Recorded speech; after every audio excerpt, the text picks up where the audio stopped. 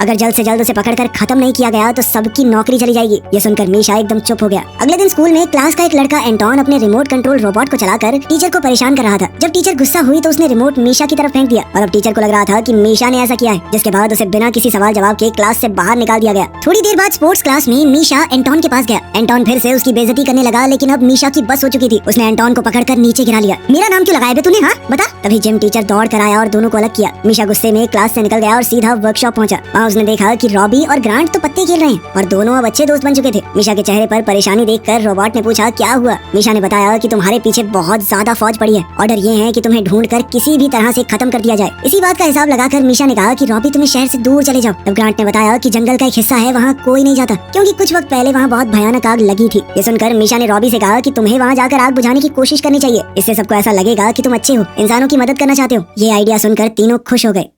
तभी कुछ पुलिस वालों ने वर्कशॉप का दरवाजा खटखटाया और कहा कि तुरंत दरवाजा खोलो। ग्रांट ने जानबूझकर थोड़ा समय निकालने के लिए कहा कि मैं अभी थोड़ा बिजी हूँ। जल्दी ही मीशा और रॉबी टेरेस पर भाग गए। बचने के लिए रॉबी ने मीशा को अपनी पीठ पर बैठाया और अपने जेट की मदद से दोनों बिल्डिंग्स के ऊपर से उड़ गया। पुलिस ने हेडक्वार्टर्स को एक रिपोर्ट भेजी कि A112 एक इंसान को अगवा करके लेके गया उनकी आंखों के सामने। हम उसका पीछा कर रहे हैं, जल्द ही सटीक लोकेशन का पता भी लगा लेंगे। इस सब के दौरान मीशा का फोन नीचे गिर गया। जब उन्होंने देखा कि पुलिस उन्हें घेरने वाली है तो रॉबी ने एक बड़ी जंप लगाई और वो दोनों पुलिस से बचकर निकल गए। न्यूज में A112 के भागने की खबर आ गई। ग्रांट का इंटरव्यू लिया गया और जर्नलिस्ट को ऐसा लग रहा था कि वो रोबोट का एक कैदी था, जैसे पुलिस ने उस रोबोट के चंगुल से छुड़ाया है। इसीलिए पुलिस वालों ने भी उसे गिरफ्तार नहीं किया। दूसरी ओर रॉबी और मीशा एक कंस्ट्रक्शन बिल्डिंग के बीच में बातचीत कर रहे हैं। मीशा ने कहा कि मुझे बहुत गुस्सा आ रहा है, ये सब लोग फालतू में तुम्हारे बारे में अजीबोगरीब बातें फैला रहे हैं, पूरे मीडिया में तुम्हारी इमेज खराब कर रहे हैं। रॉबी ने कहा कि कम्युनिकेशन में दिक्कत की वजह से उसके टेस्ट में कुछ प्रॉब्लम आई, शायद उसके अंदर कोई प्रॉब्लम है। मीशा ने उसे कहा कि तुम ज्यादा मत सोचो, तुम बहुत मेहनती और अच्छे रोबोट हो। ये बातें सुनकर रॉबी बहुत खुश हो गया। उसने मीशा को थर्मल ब्लैंकेट दिया और दोनों ने मिलकर एक मूवी देखी। कुछ मिनटों बाद मीशा को याद आया कि आज पहली रात है जब उसे अपनी माँ से गुड नाइट सुनने को नहीं मिलेगा। रॉबी ने कहा कि अगर तुम चाहो तो मैं तुम्हें घर पर ले जा सकता हूँ। मीशा ने इसके लिए मना कर दिया और कहा कि अगर ऐसा हुआ तो लोग तुम्हें खत्म कर देंगे, तुम्हें पकड़ते ही वो लोग अलग अलग हिस्सों में तोड़ देंगे। रॉबी को ये सुनकर बहुत अच्छा लगा कि मीशा को उसकी चिंता है। अगली सुबह वो दोनों वर्कर्स की आवाज से उठे जो कंस्ट्रक्शन साइट में काम कर रहे थे। मीशा ने कहा कि हमें कुछ ऐसा करना होगा कि कोई हमें पहचान न पाए। उन्हें अपना हुलिया थोड़ा बदलना पड़ेगा, साथ ही पास के जंगल में लगी हुई आग को वो बुझा सकते हैं ताकि पुलिस और जनता को यकीन हो जाए कि रॉबी एक अच्छा रोबोट है। इस तरह से उसकी इमेज थोड़ी बदल जाएगी, फिर शायद उसे मारा न जाए।